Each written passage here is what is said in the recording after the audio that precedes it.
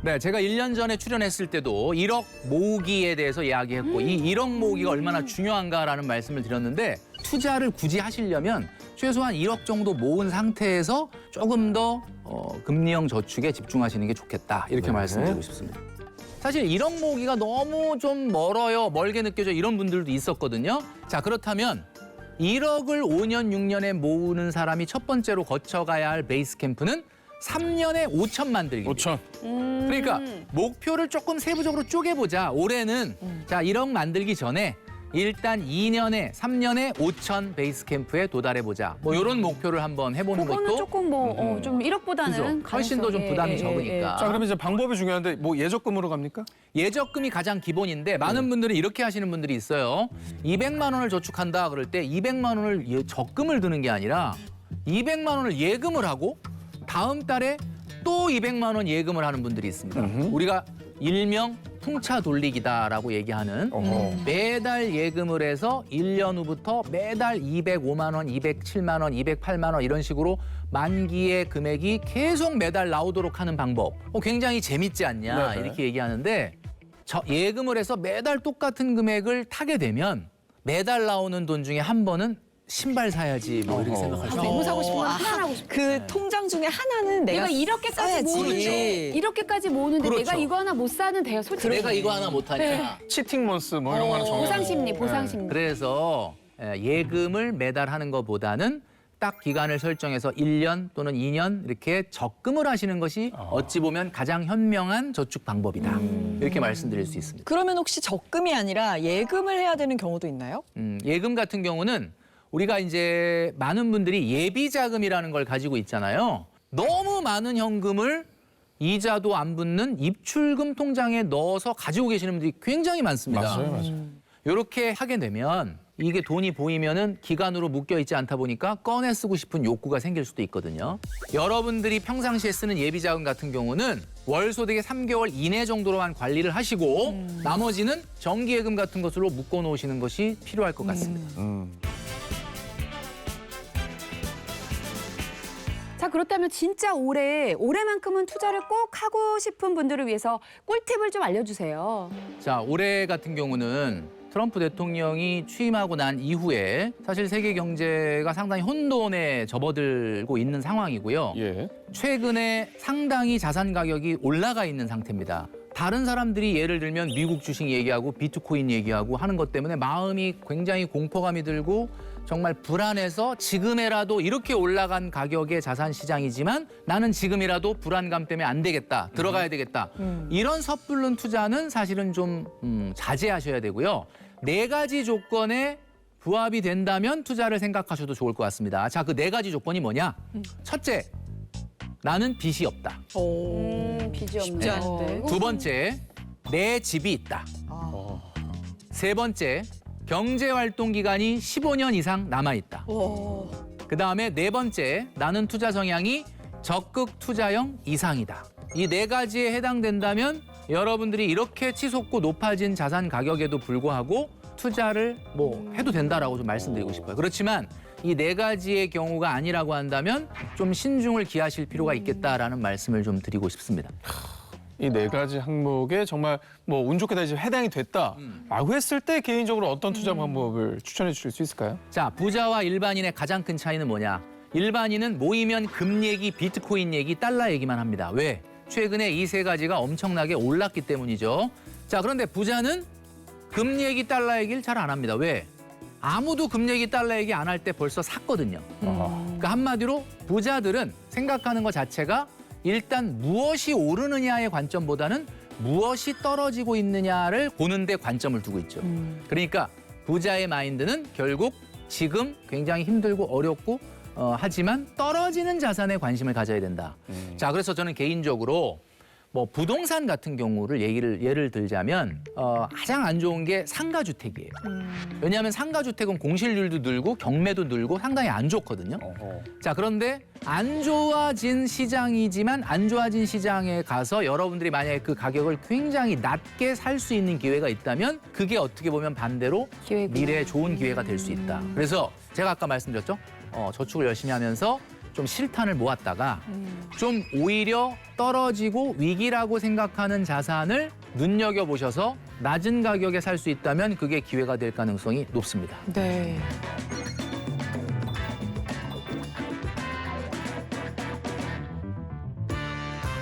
네, 오늘은 2025년 맨손으로 부자 되는 법에 대해서 공부를 해봤습니다. 아, 정말 배워야 돼요. 우리 2025년에는 모두가 부자가 되는 한 해 됐으면 좋겠습니다. 사실 위기라는 것이 꼭 안 좋은 것만 있는 것은 아닙니다. 성공한 많은 사람들은 최악의 상황을 반전의 기회로 삼았다는 거, 그것을 꼭 기억하시는 여러분 되시면 좋겠습니다. 네, 오늘은 2025년 맨손으로 부자 되는 법에 대해서 리뷰해 주신 머니 트레이너 김경필님 감사합니다. 네, 고맙습니다.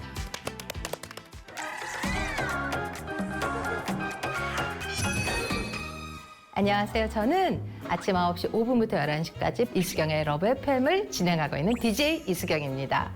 네, 우리 선배님이 또 작가이자 어느덧 38년째 라디오 부스를 지키고 있는 베테랑 DJ로도 유명하신데요. 오늘 어떤 고민으로 기적의 솔루션 찾아주셨을까요? 제가 한 9년 전에 계단을 내려가는데 막 무릎이 시큰시큰 아픈 거예요. 그래서 깜짝 놀라서 병원에 가서 진단을 받아봤더니 그때 퇴행성 관절염 1기에서 2기로 넘어가는 그 사이라고 하더라고요. 그래서 병원 가서 물을 뺐고 그리고 물리치료를 받았는데 그때부터 계속 이제 관절에 신경을 쓰다 보니까 우울해지더라고요. 통증도 심하셨을 거고요. 관절이 안 좋고 그러니까 내가 좋아하는 거를 못 하는구나. 아, 그럼 앞으로 어떻게 하지? 앞으로 낙이 없는데 다른 일상생활에도 영향이 미치면 나는 어떻게 할까? 그 생각하니까 막막하고 정말 인생 무상? 슬픈 기분이 들었어요.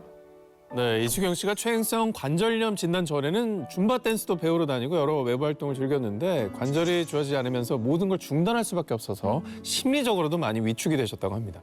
청소할 때 갑자기 이렇게 삐끗하다든지 또 설거지 할 때도 이렇게 손목 관절이 쑤시고 일상생활에서 그런 걸 느낄 때 이게 관절에 이상이 있나? 그런 거를 절감하게 되더라고요.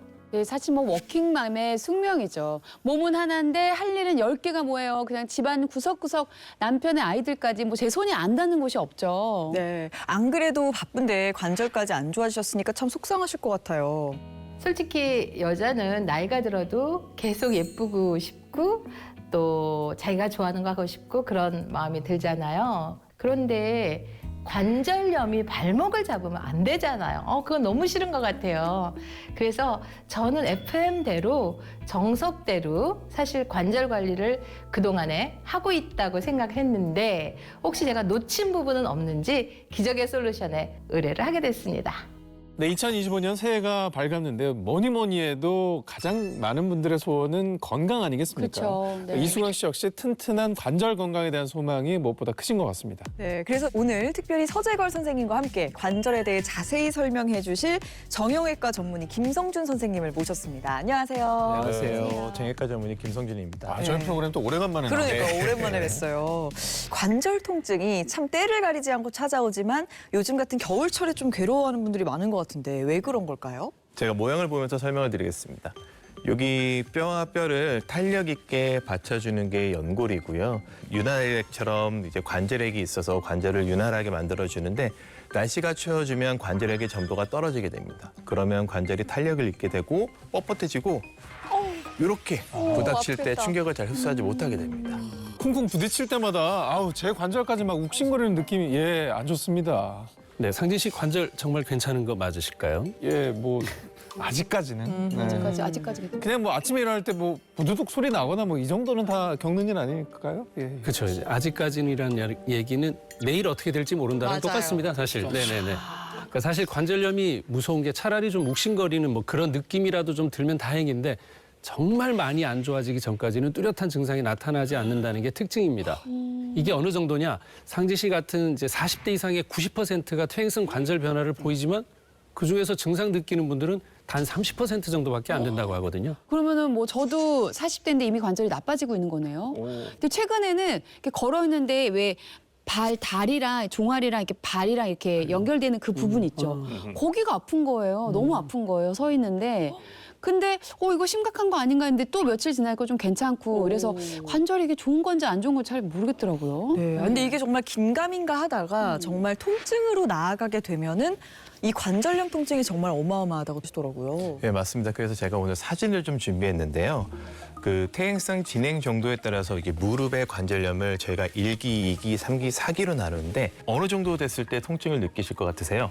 약간 근데 이기만 돼도 아플 것 같은데 저는 많이 뭐가 붙었어, 없는데? 이기만 해도. 네. 3기 정도 되면 이제 뼈가 완전히 그냥 거의 거리가 공간이 없네요. 없어지죠. 사기는 고통스러워. 물려 들어갔어. 그렇죠. 근데 제가 준비한 연구 결과를 보시면 저기 보신 한 2기 정도의 경우에도 22.6% 정도만 이 통증을 느낀다고 합니다. 그리고 가장 심한 4기가 돼도 그 67.9% 정도 환자만 통증을 호소한다 그래요. 그러니까 3명 중에 1명은 그렇게 안 좋아졌는데도 직접적인 통증을 느끼지 못할 수도 있습니다. 내 관절이 점점 더 망가지고 있는 걸 놓치고 있는 건 아닌지 더욱더 걱정이 되네요.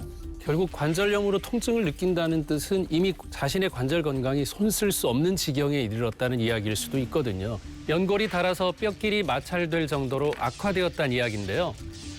심각한 경우에는 관절염으로 인한 통증 수치가 인간 최악의 고통, 출산, 통풍보다 높은 것으로 알려져 있습니다. 그런데 이 관절염을 특히 더 조심해야 되는 분들이 있습니다. 바로 오상진. 예, 오상진 너무 지금 아니래. 맞아. 예, 오상진은 당연하고요. 더 중요한 분들이 여성분들.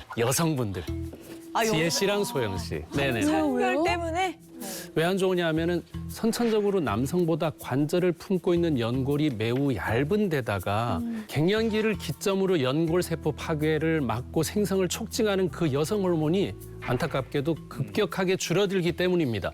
60세 이상 여성의 관절염 유병률이 남성보다 무려 3배 이상 높다고 알려져 있습니다.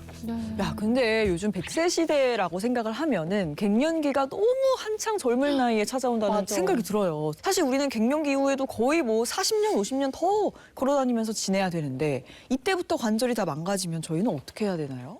그게 저도 정말 안타깝게 생각하는데 병원에 찾아오시는 무릎 관절 환자분들이 저한테 하신 얘기가 다른 건 모르겠고 좀 통증 없이 걷고 싶다. 이렇게 말씀을 많이 하세요. 그만큼 이제 걷는 능력, 보행 능력이라는 게 건강에 상당히 중요한데요. 제가 이게 가지고 온 논문에 보시면 이 보행 능력이 떨어지게 되면 생각해 보시면 근력도 떨어지고 심폐기능도 떨어지잖아요. 그래서 보행 능력이 떨어지는 경우에는 심혈관 질환 발생률이 무려 30%나 증가한다고 나와 있습니다.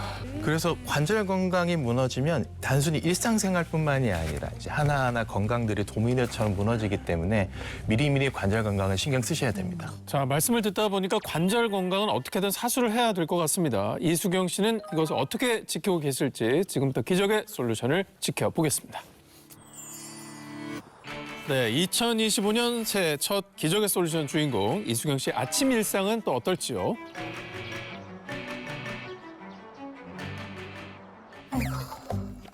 뭐가 많네. 야, 근데 새해부터 뭐 집안이 꽤 어수선해 보이네요. 원래도 약간 좀 맥시멀리스트처럼 네. 라이프스타일을 가져가시더라고요. 아, 예, 예. 그게 새해 맞이 좀 청소라도 하시는 건가요? 자, 일단 저렇게 무거운 짐을 저 자세로 들면 이 관절에 좀 무리가 많이 갈 것 같은데요. 제가 사실 이사를 몇 달 앞두고 있는데요. 여기저기 짐을 많이 쌓아놔서 정리하느라고 좀 옮기고 있어요. 아, 그래서 짐이 좀 나와 있나 봐요, 그죠? 그래서 저 깜짝 놀라긴 그렇지. 했어요. 이거 해야겠다. 근데 이게 무거운 짐을 계속 옮기시니까 저는 좀 걱정이 됐었는데 다행히 또 지금 손목 보호대를 착용하셨습니다. 아유, 이것도 옮겨. 아, 근데 자세가 좀, 네, 저 자세가 아이고, 좋지 아이고, 않죠. 저 허리 삐기 딱 좋은데? 아유, 안 됩니다. 아이고, 허리야.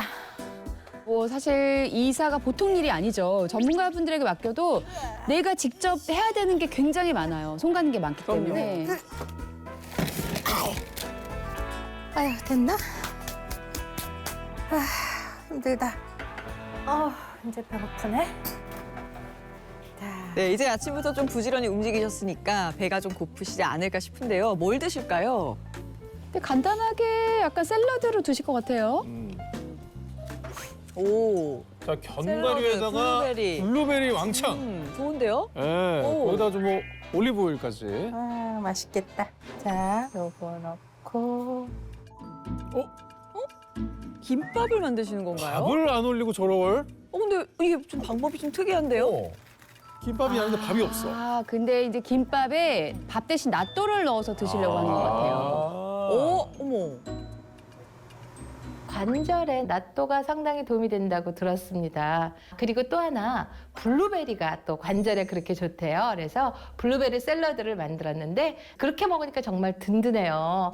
예, 정말 근데 맛도 맛이지만 관절에 좋은 음식들을 싹 골라가지고 아침 한 상을 차려 드셨네요. 건강식이다. 근데 저는 저 낫또 김밥이 참 맛이 궁금해. 이게 맛있어 맛있을 것 보이거든요. 같아요. 건강하면서. 아니 근데 낫또가 몸에 좋은데 낫또만 먹긴 또 어려우니까. 그렇죠. 약간 간이 좀 안 맞을 것 같긴 한데 뭐 어쨌든 건강하고 심플하고 또 포만감까지 괜찮아요. 막 음식을 너무 맛있게 이렇게 해서 드시는 스타일은 또 아니실 수 있어요. 맛있으면 많이 먹게 되잖아요. 그러니까 건강이 일부러. 중요한 거죠. 나가봐야겠네. 잘 먹었다. 자, 아침 식사를 또 하시고 자, 이제 외출을 준비하시나 봅니다. 아이고, 무슨 신발을. 어머, 신발 봐.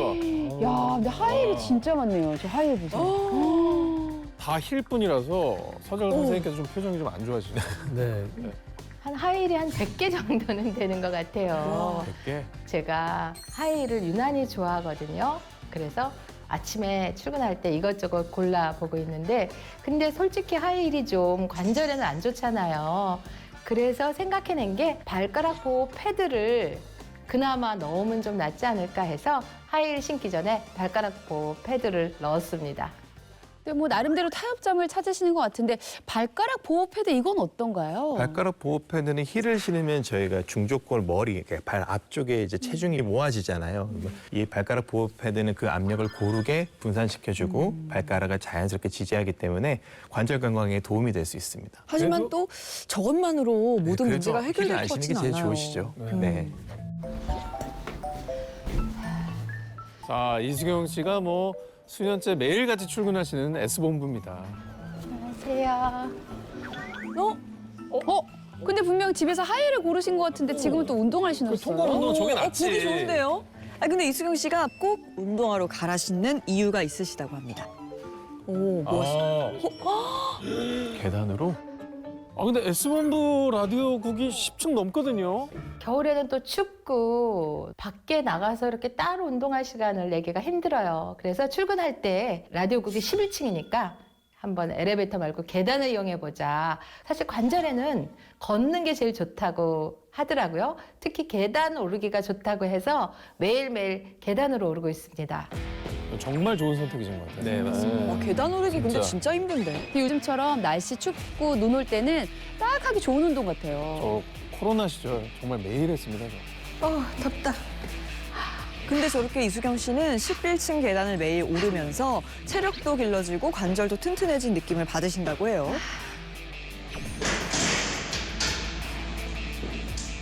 근데 나 같으면 숨 차서 라디오 진행을 못해.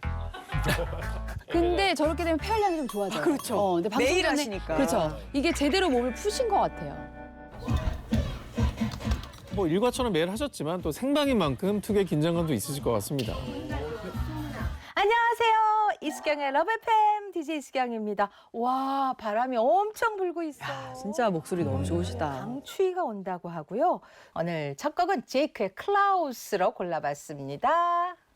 정말 이제 언제 들어도 다 활기차고 기분이 좋아지는 느낌이 있어서 너무 좋은 것 같아요. 그리고 청취자들과 소통을 정말 잘하시더라고요. 자리를 옮겨서 잠깐 우리 미니 댄스 해볼까요? 어머 진짜? 오. 야, 어머! 야, 저거 붐이 야. 하는 건데 붐. 어머! 야, 근데 저렇게 방송을 즐기면서 하시니까 우와, 청취자들한테 진짜 오래오래 최고다. 사랑받는 것 같아요. 와.